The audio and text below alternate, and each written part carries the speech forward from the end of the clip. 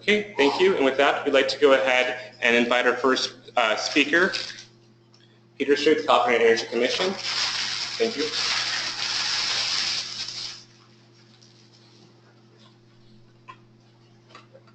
Thank you very much. I'm happy to be here. I'll move this over a little bit so I can hit this a little more easily. So, hello, my name is Peter Strait. I'm with the California Energy Commission. I'm actually the supervisor of the Standards Development Unit of our Building Standards Office. So when we get to the 2019 regulations and you hate what's in there, you can blame me. But I promise you we are trying to make things better as we go. We are as interested in all of the goals, efficiency and greenhouse gas reduction and climate change that you are. And we're doing our best efforts to get there. And we know at the same time, some of what we do, we are a bureaucracy. It can get a little on the bureaucratic side. So we do want your feedback to try to streamline processes and try to help make our code better. So with that, I'll jump right in. So first, why does the Energy Commission regulate buildings anyway? Well, energy efficiency is critical to meeting California's energy and greenhouse gas goals, helping to meet increasing energy demands without increasing fossil fuel consumption and associated emissions and water use. Basically, if you want to go back to good old Buckminster Fuller, it's about doing more with less. In his opinion, it was the only way to truly create wealth. You can't make more stuff exist on Earth.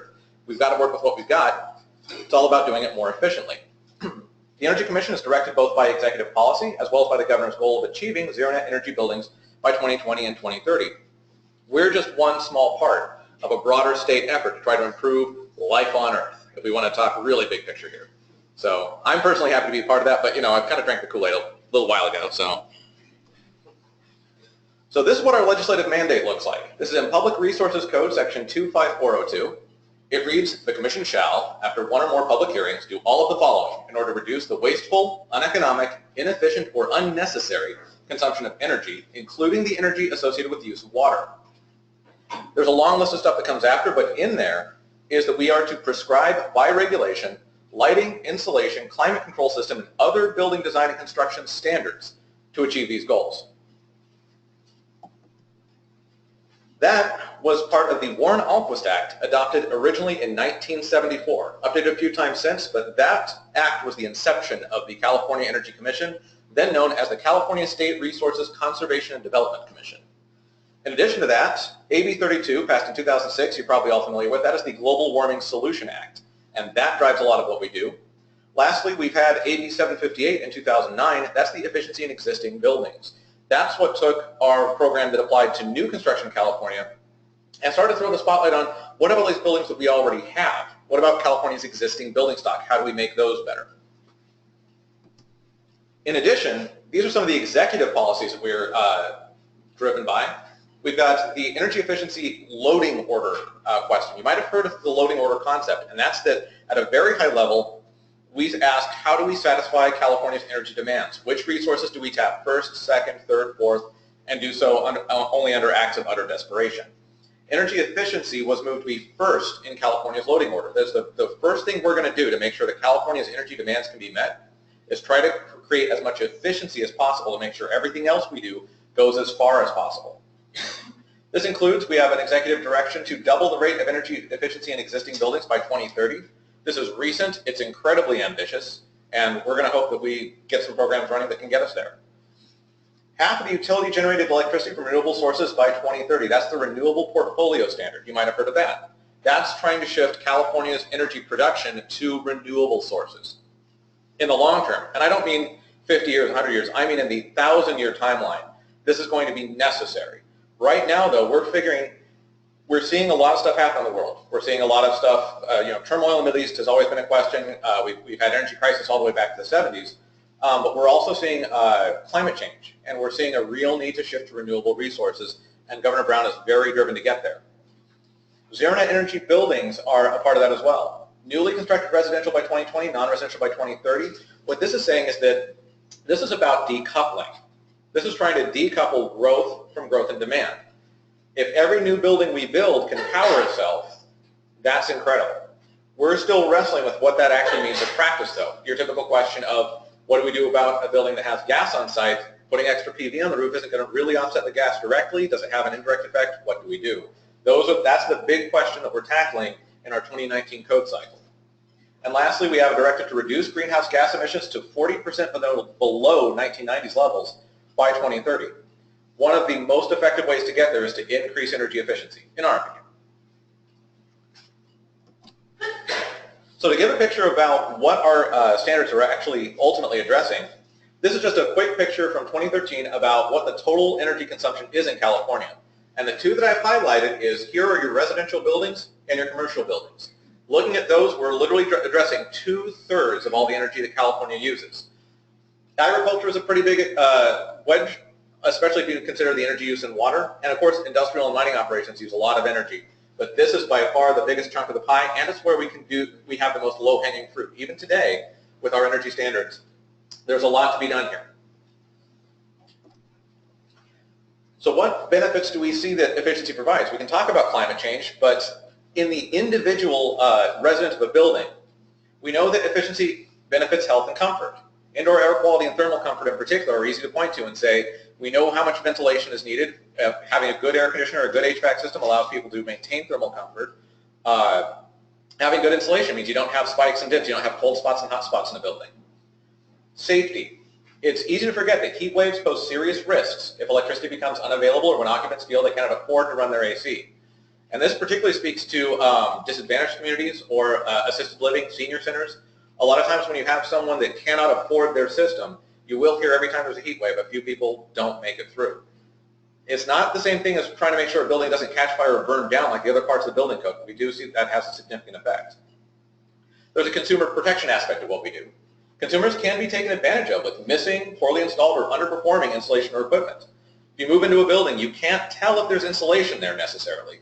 But also this is your typical, your HVAC, your water heater, your lighting, trying to say that if you're going to spend the money to replace your system, you better get your money's worth. A lot of the efficiency that we get, that's a real cost savings directly to that person that's enjoying the use of that equipment. But it also means if a manufacturer decides to cut some corners, that's shifting an invisible cost over the person. It's just going to cost them an extra $40 a month to run their air conditioning. And especially in low-income housing, that can add up fast. That can represent a very significant percentage of their overall cost of living. Housing security. Energy bills are contributors to the rate of home foreclosures. This was an interesting aspect, an interesting thing that we learned coming out of the financial crisis that we experienced, that a lot of the bigger homes that people bought, what ultimately pushed them over the edge was they leveraged themselves to their limit trying to buy the most house that they could. They had a big loan. The energy bill was the #1 unexpected increase in expenses, where they weren't expecting that their 3,000 square foot home was going to cost $600 a month to heat or cool. So we absolutely saw an effect there. And lastly, climate change mitigation. We've talked about this a little bit before, but this improves resiliency in California's building stock while mitigating greenhouse gas emissions. It puts us on track to have an easier time addressing climate change. Because if we talk about what California's energy needs are and reaching it through renewable sources, the more efficient we can make each building, the less work we've got to do to generate electricity, and the easier it's going to be for us to switch over. So what do we have to do for the Commission when we develop standards? Well, there's a couple of things in statute that say what has to be achieved in order for us to even consider adopting a law. First, whatever we adopt has to be technically feasible. We can't be too forward-looking. It's got to be something that's available on the market today, that someone could walk into a store or distributorship, buy it, install it right now. Standards shall be cost-effective when taken in their entirety and when amortized over the economic life of the structure. This means that the person that actually invests in efficiency has to get their money back. If we're going to tell someone you have to incorporate a measure, your air conditioner has to be a 13 or 14 SEER piece of equipment, we know that's going to cause an increase in the price of that equipment. That has to be paid back to the person spending that money over that equipment's lifetime. We do calculate energy costs using something called time-dependent valuation of energy. This goes a little bit back to the emissions idea, that we know that a peak hour unit of electricity costs more to produce than a baseload hour in the middle of the night. It's just when you're talking about ramping up a peaker plant or using some of these less efficient sources of energy, we know that that has an additional cost. That's additional emissions cost, additional fuel cost, all the rest. So we try to include that in our analysis. Standards must include performance-based and prescriptive compliance paths. Prescriptive means we are going to tell you exactly what you have to do to comply. You're going to install this equipment, you're going to install it in this way. But prescriptive is always the second option in California law. The first option is having some sort of a neutral standard that says, we're just going to tell you what the goal is. We're going to tell you where the finish line is, and as long as you can cross that finish line, do whatever you want to get there. We don't want to stand in the way of innovation. We don't want to stand in the way of creative solutions to problems. We also don't want to stand in the way of people's creativity and individual desire just to have, like, I want to build my own home and I want to have all this neat stuff in it. Go for it. We're just going to tell you the target you've got to hit, and as long as you get there, we're on board with you. Lastly, to the extent possible, standards should be technology neutral. This means we're similar to the above. We're not here to pick winners and losers. We're asked a lot of the time, how come you don't just say you have to install LED lighting? You have to do LEDs, don't use the other technologies, do LEDs. It's because we are trying to stay out of the way of technological innovation and the competition that naturally takes place in the market. We'll say as long as you can be efficient, we're not going to tell you you have to pick one technology over another, especially if someone owns that patent, that you have to do business with that individual in order to comply in the state of California.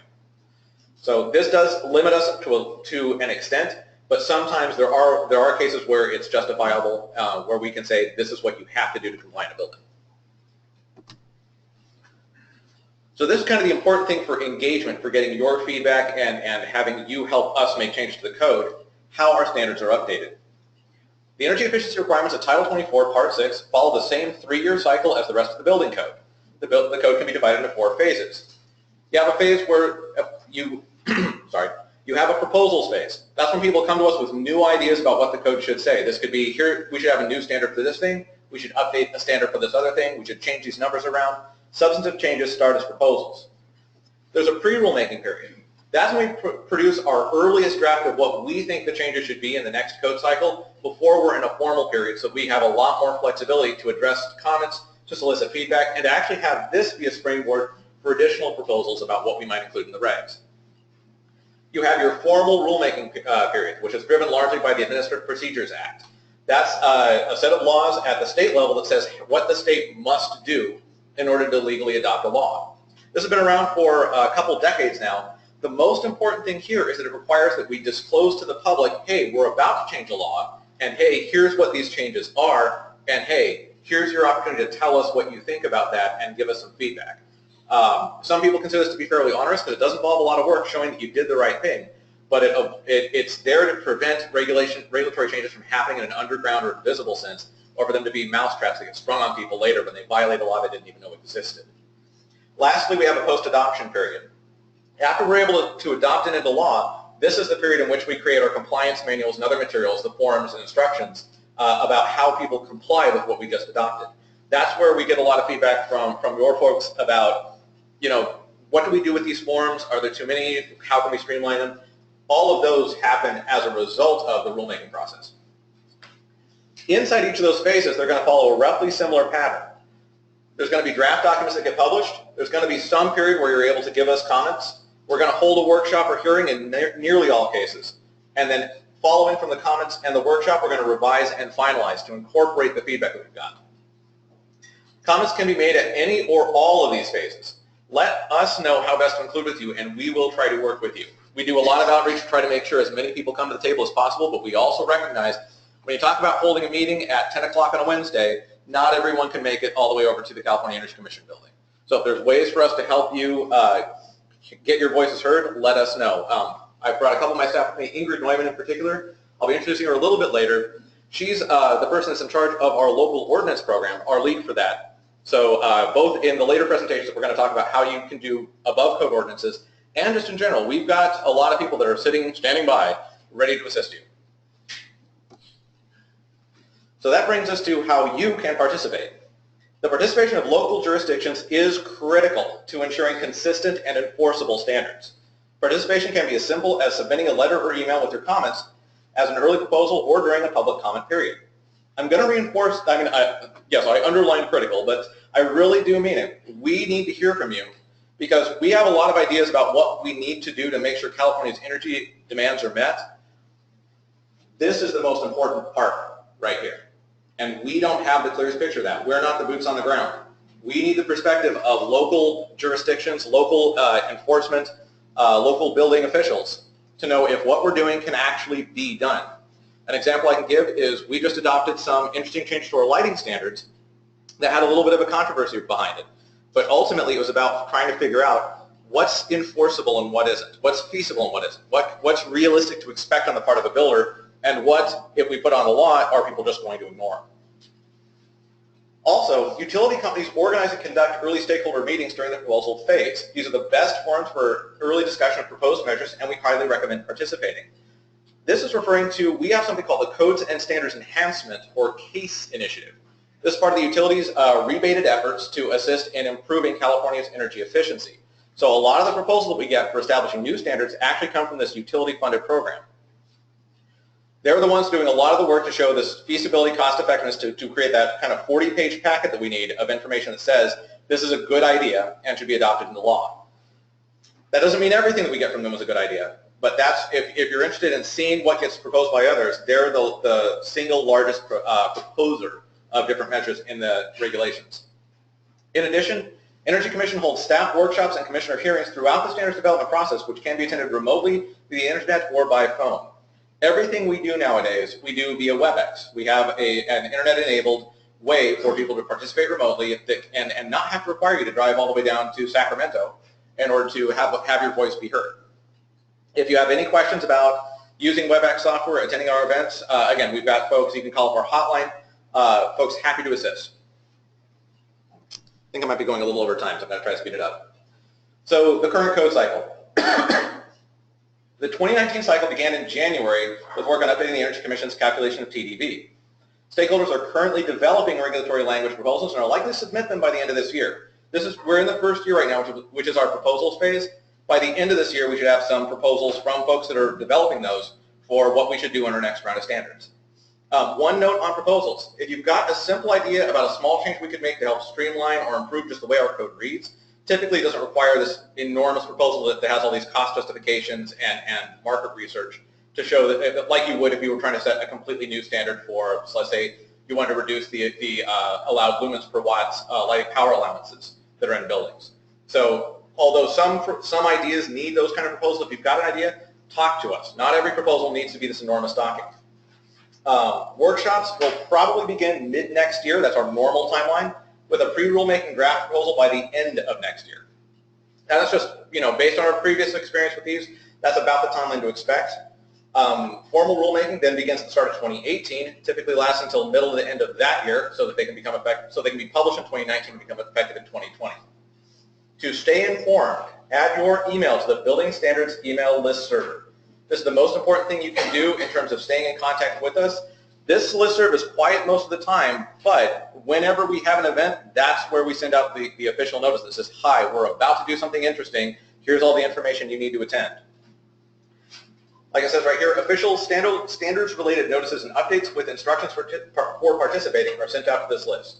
This also includes if somebody posts new comments or new documents to any of these proceedings, there are announcements that get sent out for those as well. For implementation and compliance, the Energy Commission implemented several programs to assist with the compliance process.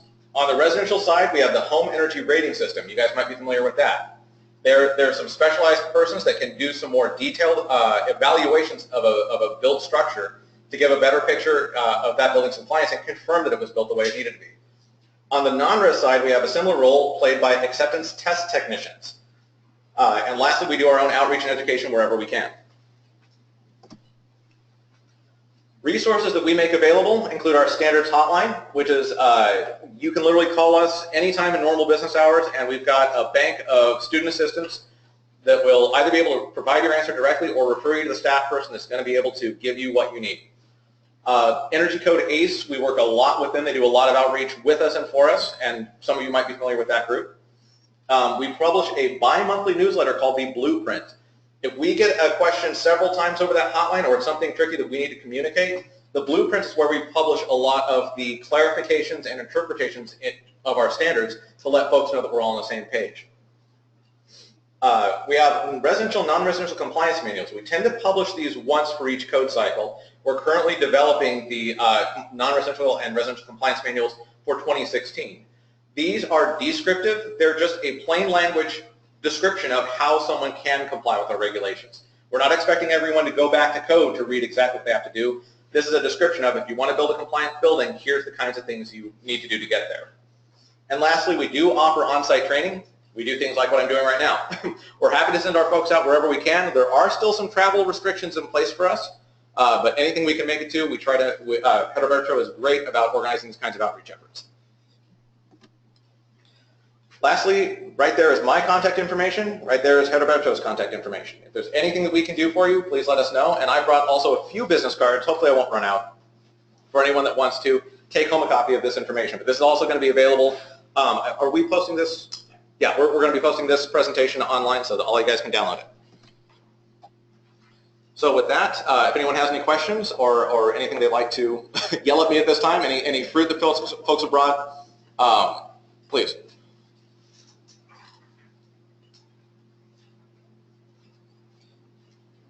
Oh, yes, sir.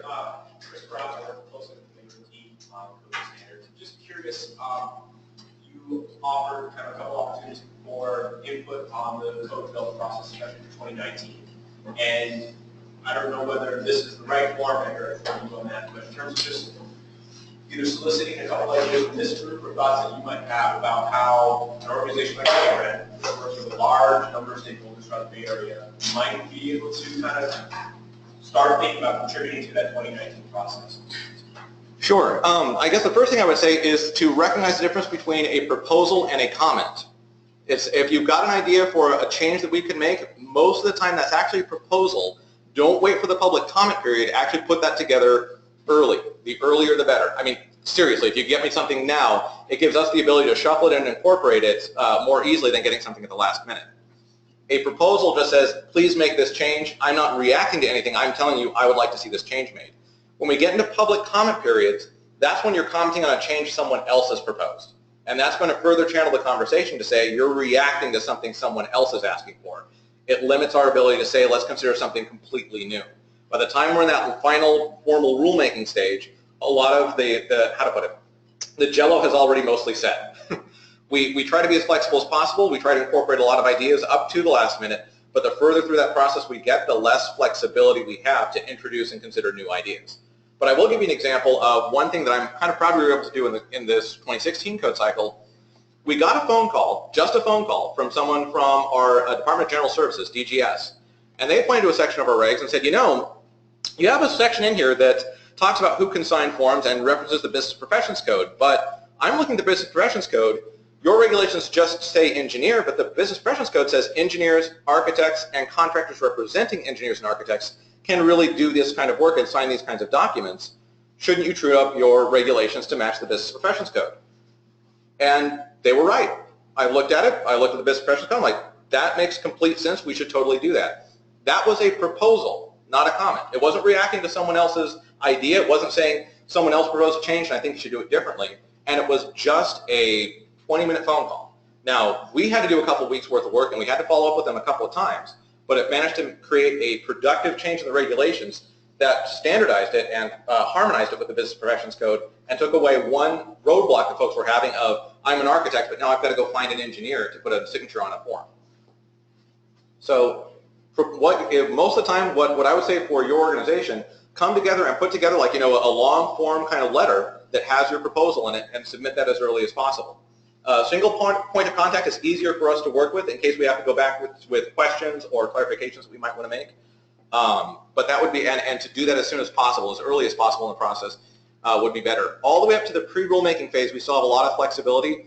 That last step when we're in the formal rulemaking, that starts by putting out a notice of proposed action. That boxes what changes we're considering in that rulemaking. And at that point, it's very hard for us to go outside that box. On the other hand, if later you see some other proposals roll in, you see some of the workshops go up there, or you see some language published and you're like, well, this change doesn't make any sense to me, all of those comments can be submitted all the way up to the last minute. By law, we're required to respond to every comment submitted during the formal rulemaking period, but also as a matter of just doing our dang jobs. We will look at everything that we get and give it serious consideration, especially knowing that it's coming from a place of wanting to improve our processes. So does that answer your question? That's great. Thank you. Right. Also, I tend to be a little bit verbose. I don't know if anyone's noticed that.